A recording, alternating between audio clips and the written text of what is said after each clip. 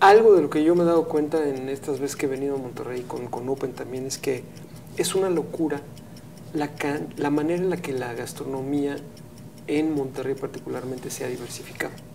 Esto no existía hace 15, 20 años. No. Y luego un mac and cheese, ¿no? Que también hay que saber hacerlo. Sí.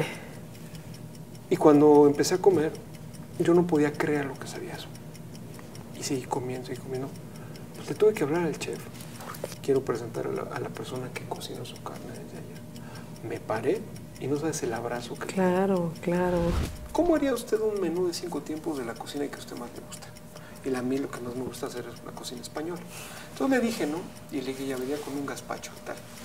Bueno, ¿y cómo haría usted el gazpacho? Nunca en mi vida había hecho yo un gazpacho.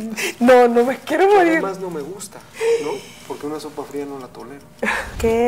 Me gustaría que me dijeras con qué música te gusta cocinar. A ti, Arturo López Gavito. Es que...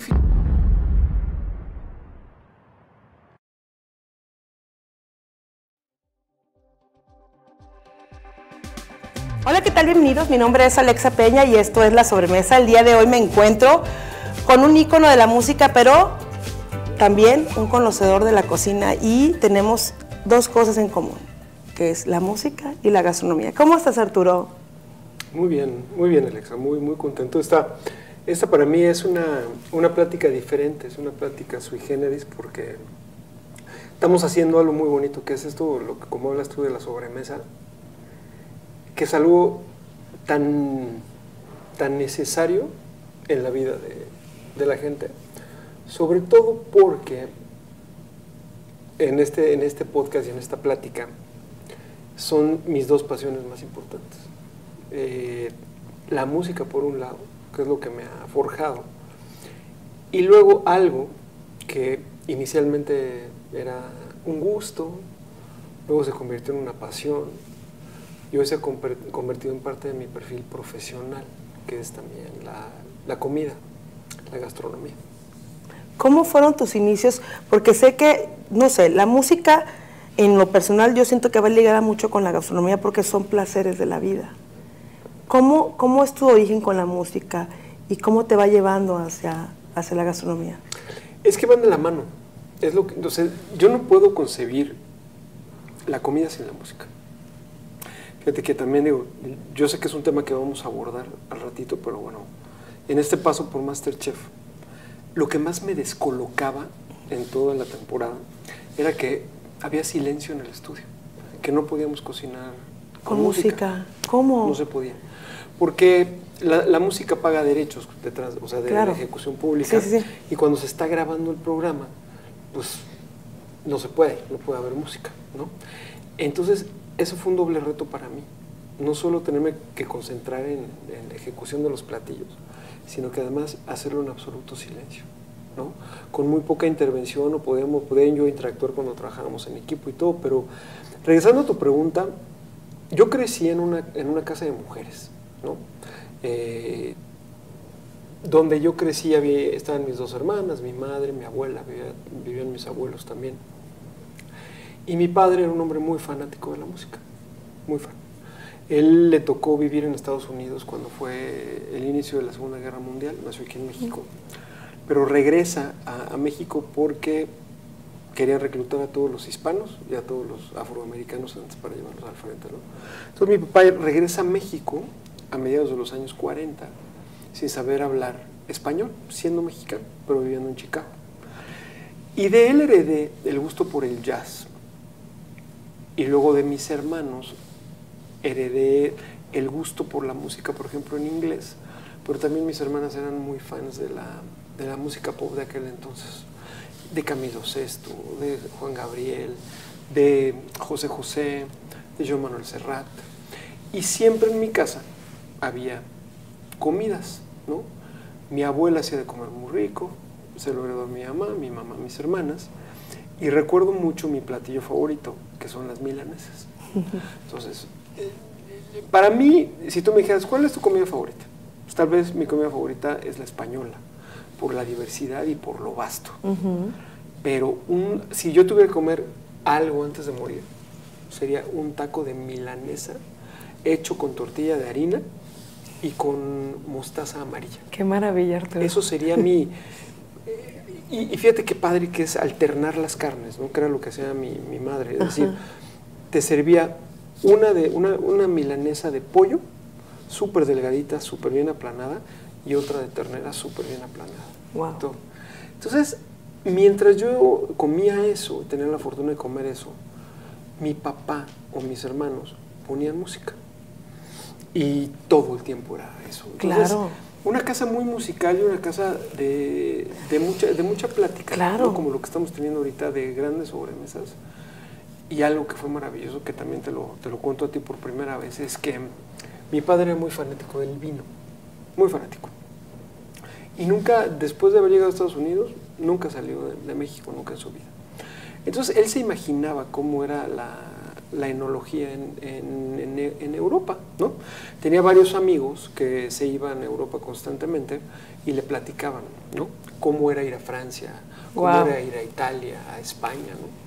Y me acuerdo mucho que algún tío le trajo en un viaje un libro grande que se llamaba El Gran Libro del Vino, era español. Y mi padre era un estudioso.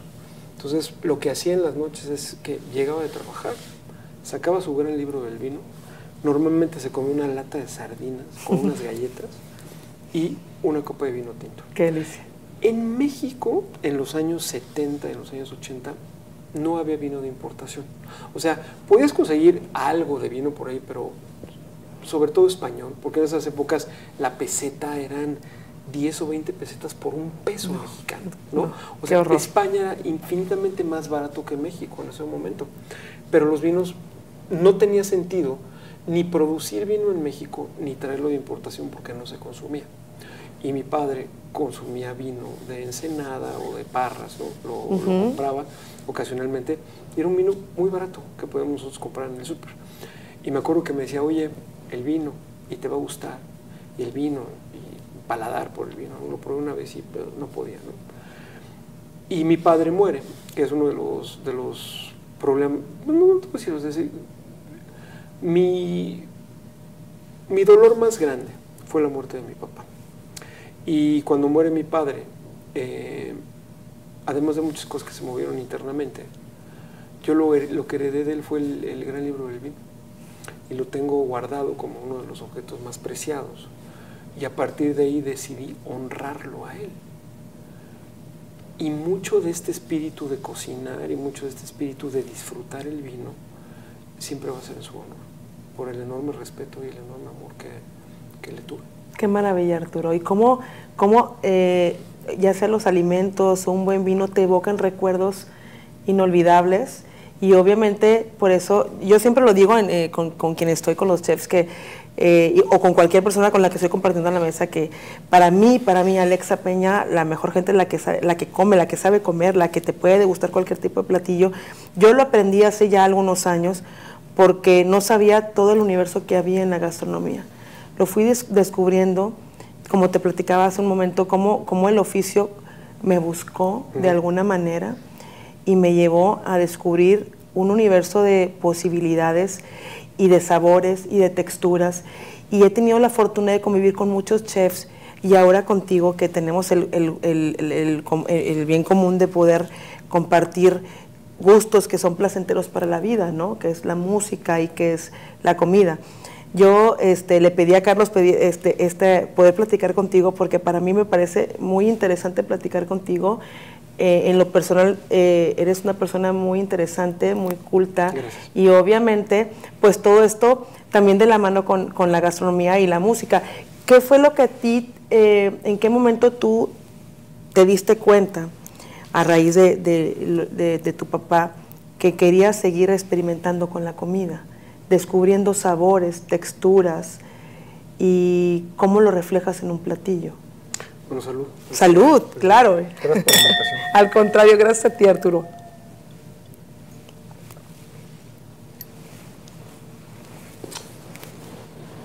¿Sabes? Lo que pasa es que me clavo mucho cuando hablamos de comida y cuando hablamos de música. De verdad que para mí es como algo totalmente diferente. Es que es lo máximo. Ayer platicábamos con otro chef y terminamos el podcast, no te dejaré mentir, aquí está Ernesto conmigo, y seguimos 1 hora y media más platicando. No terminamos. Yo la semana pasada me compré el libro del Bulli. Es un libro así. No me lo vas a creer, pero yo, de hecho uso lentes para leer y ya me tengo que operar porque necesito, pero me dicen que no puedo leer en 5 días y demás. Pero es cada vez que voy a la cama y que tengo el libro al lado de mi buró, lo abro y es impresionante lo visual que es. Te lo recomiendo. Viene todo lo que es la operación del Bulli, que fue uno de los restaurantes mejores del mundo. Sí, claro. Y me impresiona la precisión del chef para poder plasmar la operación de un restaurante y la operación de la cocina. Pero mira, cuando hablas, por ejemplo, el caso de Ferran Adrià, ¿no?, que es el creador. Yo tuve la oportunidad de convivir con unos chefs vascos que llegaron aquí a México. Con Miquel Alonso, con Pedro Eguía, que eran discípulos directamente de los grandes chefs vascos en ese momento, de Ferran Adrià y este tipo de cosas. Pero yo creo que eso es como son los superhombres de la cocina. Yo los defino así, ¿no?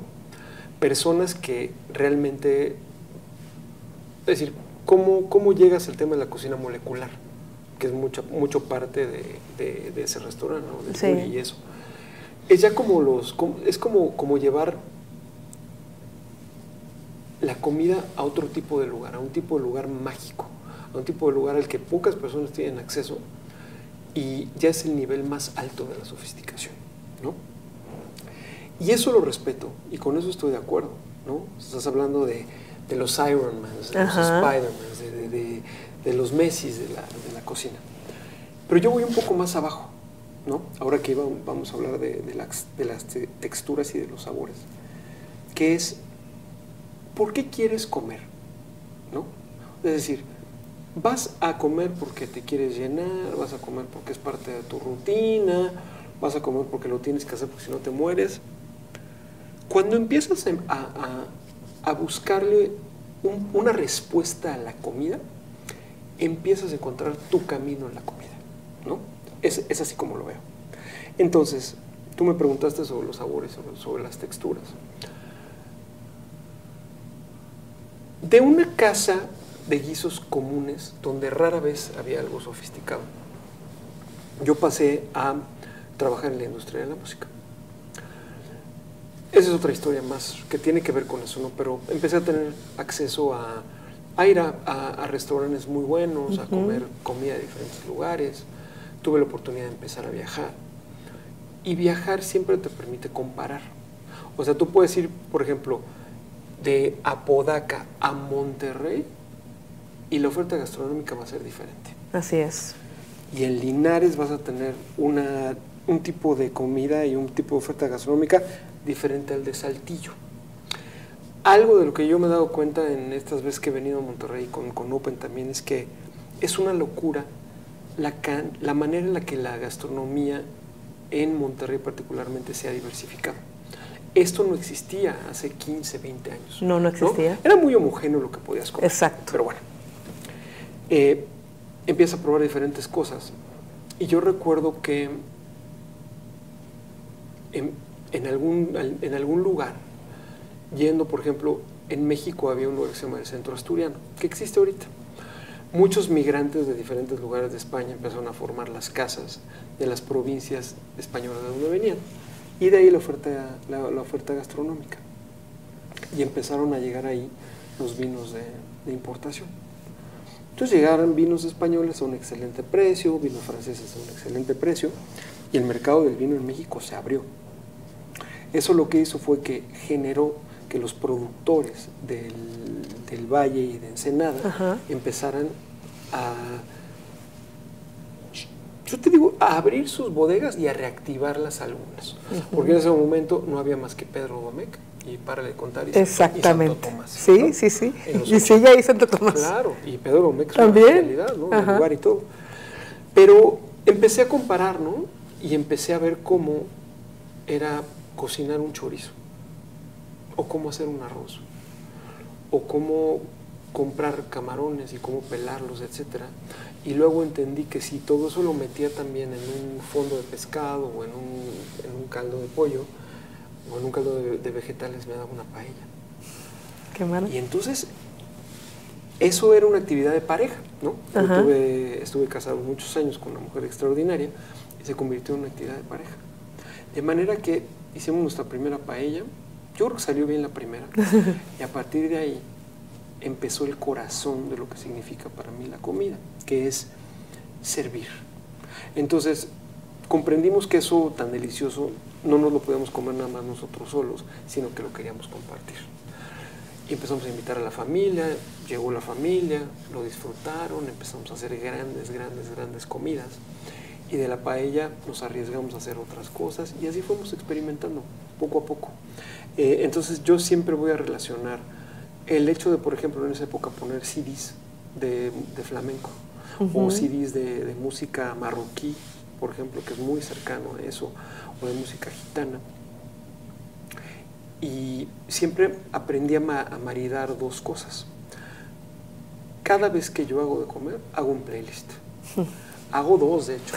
Un playlist para cocinar y un playlist para la hora en la que vamos a hacer. ¡Qué maravilla, ¿no? Arturo! Y luego escoger los vinos ideales para poderlo hacer. Porque también mi consumo es diferente. Es decir, siempre voy a abrir un vino blanco o un vino rosado para cocinar. Siempre. Esté haciendo lo que esté haciendo. Claro. Lo que tú me digas, no importa, ¿no? Y luego un vino tinto o algo así para poder comer, dependiendo de eso. Y es la experiencia. O sea, ¿qué estoy dando yo de comer? Exactamente. ¿En qué me estoy aventurando? Yo creo que solamente a raíz de MasterChef empecé a voltear a las recetas por la precisión que necesitaba, pero siempre ha sido una cocina de feeling la que he hecho y una cocina del corazón, de lo que me ha ido saliendo. Es que al final del día, digo, realmente es, digo, yo que me he dedicado a estar en restaurantes, es vivir la experiencia. Por eso sufrimos muchísimo en la pandemia. Porque los restaurantes en los que yo he colaborado, pues son restaurantes de que tienes que ir al restaurante a vivir la experiencia. Entonces, el poder adaptar, ¿sabes? Tu menú, que es un menú que va montado, un platillo espectacular, donde vas a disfrutar la música, la atmósfera del lugar. De repente tener que diseñar, cambiar todo el mood, porque tienes que diseñar lo que tiene que ir muy bien empaquetado y trasladado a un lugar, te cambia totalmente el panorama, nos cambió totalmente el panorama. Pero te voy a decir algo, ¿qué pasa con los restaurantes sofisticados? La mayoría de las veces, los restaurantes sofisticados están orientados a la gente que no sabe comer. O sea, yo adoro todos estos grandes restaurantes mexicanos que están tan bien posicionados, pero yo no entiendo el porqué de sus porciones, o el porqué de esas atmósferas. ¿Me explico? Claro. Y la gente que va ahí y que paga precios de 3,500, 4,000 pesos por persona, yo creo que es gente que no sabe comer. Ese es mi punto de vista. Porque tú con 4,000 pesos haces un tremendo banquete, tremendo festín para 5 o 6 personas y puedes comprar muy buen pescado, puedes comprar muy buenos vinos, puedes comprar un arroz excelente, todo, y darles de comer delicioso. Entonces, como tú dices, yo creo que gastronómicamente, entre más viva la experiencia es mejor, pero depende del tipo de experiencia que tú quieres tener. Si lo que tú quieres es ir y sacarte la foto para Instagram de que estuviste en el lugar, y eso te hace feliz, órale, adelante, me parece increíble, ¿no? Estás cumpliendo lo que a ti te hace feliz, pero a mí eso no me hace feliz. Es decir, yo no puedo llegar a un lugar en donde me malatienden o en donde la comida no está buena o lo que sea. Entonces, te voy a decir lo que acaba de pasar hace 2 horas. Voy a comer aquí a un lugar que no me acuerdo cómo se llama. Llegué a ese lugar. Un restaurante de carnes en Monterrey, que me parece que eso es un reto bestial, ¿no? Ponerlo. Pedí 2 cosas. Pedí unos tacos que se llamaban tacos golosos, que eran unos tacos de asada, tenían arriba un poquito de poro, frito, tenían jocoque y queso. Y me los comí, me volví loco. Y luego pedí un short rib braseado con un puré de papa que tenía un poquito como de algo dulce. Y luego un mac and cheese, ¿no? Que también hay que saber hacerlo. Sí. Y cuando empecé a comer, yo no podía creer lo que sabía eso. Y seguí comiendo. Pues le tuve que hablar al chef. Y llega el chef, me dice, señor, chef, ¿usted con qué asocia la palabra locura? Y me dice, no, pues depende de qué. ¿Con qué? Me dice, me imagino que en cuestiones gastronómicas. Yo sí. Pues yo me imagino que es algo. Mire, locura para mí es genialidad. Y la persona que hizo esto es un loco, es un genio, porque nunca en mi vida me había comido un chorri braseado así. Y junto a él había estas personas que son los verdaderos héroes anónimos de la cocina. Un hombre que estaba con sus manos atrás, que se veía que venía del calor, porque tú has estado en las cocinas, y Sí, sabes, estás expuesta a 35, 40 grados. Es ¿no? impresionante. Es una sí, locura. Sí. Y el chef fue muy generoso, fíjate nomás lo que hay que... Me dice, señor, usted sabe que nada llega a una mesa sino una labor de equipo. Le digo, ¿es verdad? Pues mire, quiero presentar a la persona que cocinó su carne desde ayer. Me paré y no sabes el abrazo que... Claro. Porque me hizo feliz. Y una persona que hace un trabajo de esa magnitud se merece eso y se merece mucho más. Entonces, yo prefiero eso. Yo prefiero eso de llegar a un lugar, de decir, oye, estuve en Monterrey, sí fui a comer carne, pero fui a comer una carne muy diferente también y muy especial. Y conocí a la persona que lo hice. ¿Y cómo le podía yo retribuir? Así. De esa manera, para mí, claro. Amor es reciprocidad. Cocina es amor. Y cocinar para alguien es porque lo quieres y porque estás siendo recíproco por el sentimiento que tienes para ellos, ¿no? Yo creo que cocinar es inspirarte, es inspiración, es servicio, obviamente, ¿no? Y es querer compartir de alguna manera tus sentimientos, tus emociones y plasmarlas en un platillo. ¿Cuál ha sido el ingrediente de tu vida que ha provocado que puedas plasmarlo en un platillo? ¿Qué es lo que más te gusta hacer o qué es lo que más te gusta cocinar a ti? Primero que nada, lo que a mí más me mueve es la sed por siempre mejorar lo último que hice, número 1 y número 2, de experimentar. Fíjate que, o sea, mi relación también con el asador y con la brasa es muy cercana. De hecho, todo lo que yo podría hacer en la estufa o en el horno lo decido hacerlo en el asador. Todo. Es que cambia mucho la textura y el sabor, Arturo, sí. Definitivamente. Luego en uno de estos viajes, porque luego suelo hacer con mi hijo unos road trips, y nos fuimos, y compré un ahumador. Siempre había sido mi ilusión tener un ahumador. Pues fuimos de México hasta Nueva Orleans manejando, haciendo un road trip culinario, ¿no? Claro. De diferentes lugares para comer, en Luisiana, Texas, todo, ¿no? Me traje mi ahumador y eso representa un reto para mí. Entonces, yo te puedo decir que a mí me mueven dos cosas, que es siempre cocinar algo diferente, y si voy a cocinar el mismo plato, algún tipo de ingrediente le meto que lleve realmente mi toque especial. Y número 2, el innovar lo más que pueda yo hacer dentro de la cocina. Y la verdad te digo, Ale, una cosa, o sea, el no seguir las reglas, salvo cuando estás en la cuestión de la repostería, que para mí, te voy a contar, estaba yo en la academia, o me invitan a participar en la academia, y me dicen los productores de la academia, yo, Arturo, pues te queremos invitar, no, a la academia. Le digo, oigan, ustedes hacen Masterchef, ¿verdad? Me dice, sí, yo quiero participar en Masterchef, yo alzo la mano para audicionar para Masterchef. Y los cuates me dicen, tú. No lo pueden creer. ¿Pero por qué? Digo, porque mi pasión es la cocina, porque me gusta cocinar.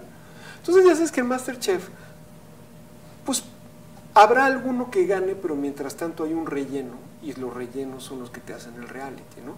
Claro. Y es un show muy bueno y muy interesante que puedes ver desde dos ópticas, que es, uno, hay gente apasionada por la cocina, que se está preocupando para ver si los contendientes cocinan bien o no, y otros que están ahí por la chorcha y por ver claro. Y yo dije, esto es para mí y esto lo voy a tomar muy en serio, pero lo definitivo te voy a decir que fue Ale. Bueno, pues sí, perfecto, te va a hablar la chef Betty Vázquez para ver cómo está la onda, ¿no? Recuerdo mucho que todavía fue un Zoom y la chef Betty me habla, ¿no? Nos comunicamos. Le digo, chef, ¿cómo está? Señor, ¿cómo está? Muy bien, perfecto. Oiga, ¿usted sabe cocinar? Le digo, sí sé cocinar, chef. ¿Qué tanto? Le digo, no sé, me gusta cocinar, ¿no? Me dice, a ver, ¿cómo haría usted un menú de 5 tiempos de la cocina que a usted más le gusta? Y a mí lo que más me gusta hacer es una cocina española. Entonces le dije, ¿no? Y le dije, ya venía con un gazpacho y tal. Bueno, ¿y cómo haría usted el gazpacho? Nunca en mi vida había hecho yo un gazpacho. No, no me quiero morir. Además no me gusta, ¿no? Porque una sopa fría no la tolero. Y agarré y yo pensé, no, el gazpacho más o menos así. Y me dice, pues le faltó, claro que me faltaron ingredientes, ¿no? El pan molido. Claro. Muy bien. Me dice, quiero que sepa que cualquier privilegio que usted tenga por haber sido juez en otro programa no tiene valor aquí. Y que le deseo mucha suerte, porque si usted no sabe hacer salsas, si usted no sabe hacer postres, si usted no sabe hacer tal, pues entonces no le auguro mucho futuro en el programa. Así de plano te dijo. Y me picó la cresta. No, te creciste ante el castigo. Sí, Ale, eso fue lo que Claro, hice. Por supuesto, yo eres no de los sabía míos. hacer moles. Me fui con mi ñaño, que vive en Tepoztlán, a aprender a hacer moles. No sabía hacer postres porque literalmente me daba miedo fallar en la repostería. Y le pedí a una chava que es repostera que me ayudara y que me enseñara a hacerlo. No sabía hacer ciertos platillos de la comida mexicana y me metí en eso. Y durante 2 meses no hice otra cosa más que vivir, respirar y realizarme a la cocina. Con la chef Lula, que tiene su restaurante de pescados increíble en México, aprendí a hacer también ciertos pescados y los términos y todo. Y los resultados de MasterChef fueron espectaculares, pero también a eso me aboqué. Dejé mi trabajo para meterme al 1000% en el programa. Y evidentemente no participé en los escándalos, porque yo no soy así, ni me metí con absolutamente nadie de ahí ni nada, pero me realicé. Es decir, MasterChef fue un paso para mí para llegar a donde yo quería llegar profesionalmente. O sea, al final del día fue muy enriquecedor para ti, porque te dedicaste a estudiar y a aplicar en la práctica todo el tema de la cocina. ¿Cuánto dura un programa de MasterChef? Tú tienes que grabar de lunes a viernes 2 meses y medio. Si te quedas toda la competencia. Ajá. El trabajo parado es de 9 a 12 horas diarias. Bueno, como pasa en una cocina. Sí, exactamente. Decir, yo no voy a decir aquí que nosotros hicimos más que cualquier persona que vive eso. De ninguna manera, al contrario. Y pregunto, a ver, ¿se siente igual de caliente que una cocina? No, estás en un foro de televisión. Okay. Donde tienes aire acondicionado, okay. Donde lo único que está conectado a los tanques de gas o a los hornos, ajá. Y las estufas, pero para nada vi esas circunstancias. Como sí lo viví, fue una vez que nos metieron a cocinar dentro de un food truck. Ahí sí fue real. No, sí, cómo no. Eso fue tremendo. ¿Y fue en Ciudad de México? En la Ciudad de México, en un calor no tan grande como el de Monterrey, alrededor del sol, fuerte en diciembre. Estábamos Lorena Herrera, Ricardo Torpecillo, estaba yo y no me acuerdo, alguien más de mis compañeros. Era ya antes de llegar a la semifinal, ¿no? Y el chino, que ganó un MasterChef alguna vez, que fue el que nos dio, no sabes lo que fue. Porque aparte llegaban los clientes y te presionaban. Ay, no. Para poder, para que les pudiera servir y todo, el orden y todo. Y aparte tuvimos que cocinar cerdo, porque el chef José Ramón Castillo había destazado un cerdo en canal un día antes, porque tuvimos que hacer unas carnitas, ¿no? O sea, los aprendizajes que no te puedes imaginar, sensacionales, pero ahí era real. Y los clientes eran los que votaban a ver si te quedabas o no, también los equipos, ¿no? O sea, parte de la competencia y parte del programa.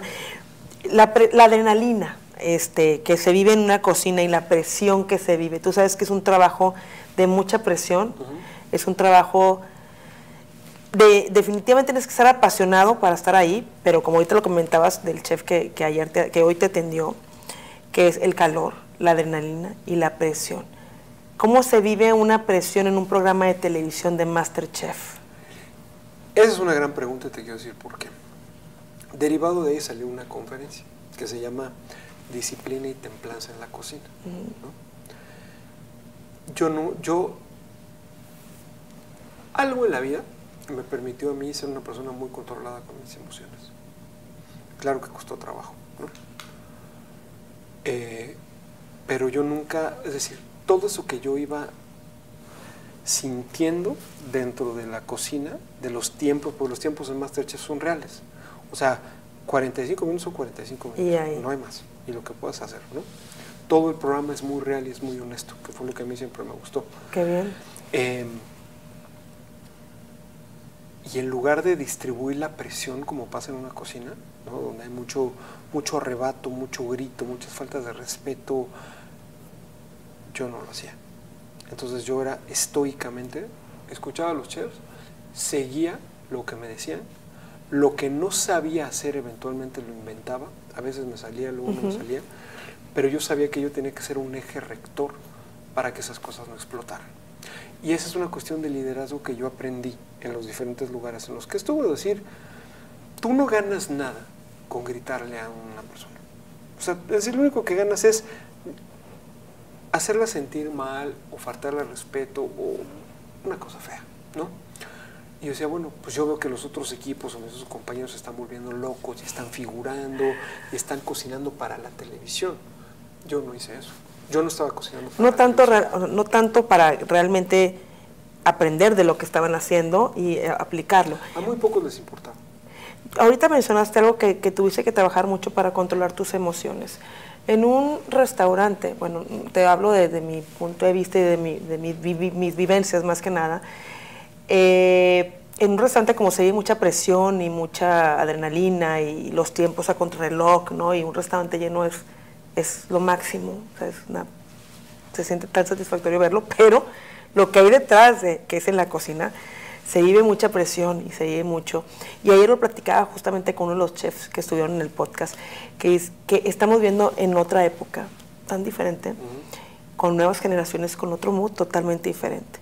Hablamos de la escuela vieja y hablamos de la nueva. Y en la escuela vieja, y me incluyo, ¿verdad? Yo trato de adaptarme a la temporada actual, a la época actual. Tengo hijos jóvenes y de repente también me entero por ellos, ¿no? Que de repente, no, mamá, es que no digas esto porque te van a cancelar, ¿me entiendes? O sea, es tan, no diferente, pero tienes que de alguna forma ir evolucionando con los jóvenes de hoy en día porque traen otro mood. Hoy en día nosotros batallamos muchísimo con la rotación del personal, es un problema general en la industria. Y me ha tocado ver diferentes tipos de jóvenes que sí quieren y tienen el talento, ¿sabes? Pero no quieren sacrificarse. Y eso me entristece un poco, me frustra un poco porque cuando yo tenía 20 años yo no veía el reloj. Yo lo que quería, y me encantaba atender a la gente, me encantaba ser mesera y me encantaba poner mi mandil y dar mi sonrisa sin saber a quién estaba atendiendo. Y de repente me tocó atender gente súper importante. Y me di cuenta al tiempo porque después de cierto tiempo me hablan, yo trabajando un domingo normal, fregando pisos, literal, y yo doblaba turno el domingo. Entonces me dice, ¿tienes una llamada del bar? No había celulares. ¿Tienes una llamada? Te hablan y puedes tomarla en el bar. Y yo voy y agarro el teléfono y me dicen, ¿cómo está, Alexa? Muy buenas tardes. ¿Sabe quién soy? Yo, no sé. Y me extrañaba mucho que alguien me hablara del restaurante porque pues llamadas personales nunca tenía. Soy el ingeniero presidente no sé qué empresa que atiende todos los domingos a la 1 de la tarde con mi familia. Soy el señor barbón, alto, que va con su esposa, güey. Y le quiero proponer abrir un restaurante. Wow. Se me pone la piel chinita, Arturo, porque, sí, se ve. Porque fue el momento que se abrió un universo para mí de una posibilidad, de un oficio que la vida me llevó sin quererlo a poder tener la posibilidad de ayudarle a alguien a montar un restaurante. Yo tenía 4 años trabajando, justo el tiempo que yo estaba a punto de terminar mi carrera y empezar un posgrado. Y ahorita que tú mencionaste, cuando te dijo la chef Betty que aquí es cocina y aquí tenías que hacer las cosas, tenías que aprender. Cuando yo terminé la carrera, y tomé el posgrado. Me tocó una maestra que era una editora del norte, me acuerdo perfecto, y sabía que yo trabajaba de mesera. Y me decía, y trabajaba doble turno, ¿no? Yo me pagué mi carrera, me pagué mi graduación. Dice, aquí no me importa si usted se cuesta a las 2 de la mañana. Aquí a las 7 tiene que estar puntual y usted no se va a tener que salir de trabajar para poder terminar un posgrado. Si no, no va a poder. Y por eso me identifico ahorita con lo que dices, porque no me digas eso, porque me lo estás diciendo y lejos de yo sentir que no puedo, me estás dando la fuerza para seguir y lograr ese objetivo. Entonces es tan emocionante porque en ese momento que recibí esa llamada, obviamente tomé la oportunidad y obviamente le ayudé a abrir un restaurante, empezando de cero, creando manuales de capacitación, contratando al personal, entrenándolo, haciendo PR, montando, contratando, revisando. Entonces fue mi maestría en esta industria y eso me abrió la posibilidad de seguir creciendo en esta industria en diferentes grupos. Entonces me identifico muchísimo contigo porque yo hoy lo platico con la gente joven y tengo la oportunidad cuando me preguntan decirles, si tienes la oportunidad, o sea, tampoco quiero que se sacrifiquen todo, ¿me entiendes? Porque a veces yo fui muy sacrificada, dejé muchas cosas ir en el camino. Y hoy, al paso del tiempo, creo que pude haber hecho ambas cosas. ¿Pero eso es lo que te llevó a eso o no? ¿Entiendes por qué llegaste a eso? A ver, dime. Por tu humildad, número uno, y número dos, por tu capacidad de servicio. Si este señor no te hubiera reconocido a ti como una gran servidora, no hubieras estado ahí, no hubieras jamás recibido esa llamada. Y si no hubieras tú entendido que tu trabajo era fregar pisos para después ser una gran gerente de un restaurante. Pues entonces, o sea, lo que pasa ahora es, te voy a decir qué es lo que siento yo cuando somos padres de familia, que es tu caso y el mío. Muchas veces nos refugiamos en un lugar muy egoísta que es pensar que por qué las nuevas generaciones son de tal o cual manera. Cuando Ale, en eso no hay que pensar. No nos toca, no es nuestra responsabilidad. Y lo mismo pasa por la música. O sea, que por qué estas generaciones oyen esta música, porque es la música que les gusta. Se acabó, punto, se acabó. Pues sí. Es la música que conecta con ellos. ¿Qué haces? No puedes hacer nada. Nada. Si una persona no se quiere esforzar, tú sabes en qué va a acabar su vida. Ya lo sabes. Claro. Entonces, si eres una buena persona, pues dedícale 10 minutos a tal persona a decir, oye, es que no hagas esto porque te va a pasar esto y no sé qué. Pero si no, ¿por qué lo vas a hacer? ¿No? Oye, es que yo no quiero depender del garrotero porque yo quiero ser el sous chef. Claro. A ver cómo te va. Hazlo así, ¿no? Pero entonces, ese es el tema. ¿Me explico? A la gente hay que dedicarle esto. El tiempo que tú creas que es tiempo de calidad a la gente que vale la pena. Cierto. Que es el 2% de la gente que tú conoces a lo largo de toda tu vida. 2%. No hay absolutamente nadie más. Esos son la gente que amas, esos son tus grandes amigos, y esos son los héroes ocasionales con los que tú te topas. Y estando en la industria de la gastronomía tan metida como tú estás, tú sabes perfectamente. Ok, hay rotación de personal, sí, esté en tu control, no esté en tu control, que el salario es más que otro. Por 50 pesos, se van a ir por 50 pesos. Sí, pero claro. son 50 pesos para esa persona que son valiosísimos, diferente a la percepción que tú tienes del dinero, porque tú puedes amar la comida, ellos no. Ellos perciben la comida como un modo para vivir. Son dos ópticas diferentes. Muy diferentes. Arturo, ¿cuál ha sido tu momento más ratatouille, más emocionante en toda tu vida? Pues yo te puedo decir que el tema de las milanesas, y te voy a contar lo que hice alguna vez. Ya estaba yo casado, teníamos comidas en casa de mi mamá todos los sábados, y alguna vez mi mamá ya dejó de cocinar y le heredó a mi hermana. Que ella se dedicara, que ella atendiera. Que hiciera ella las milanesas. Yo llego ya con mi esposa, nos sentamos y veo que llega una charola. Milanesas de res, milanesas Qué de pollo. rico. Y agarro yo, primero la mostaza, sobre una tortilla de harina, luego la milanesa completa. Agarro, le doy una mordida y salgo, Alexa, a gritar al jardín, gracias a Dios.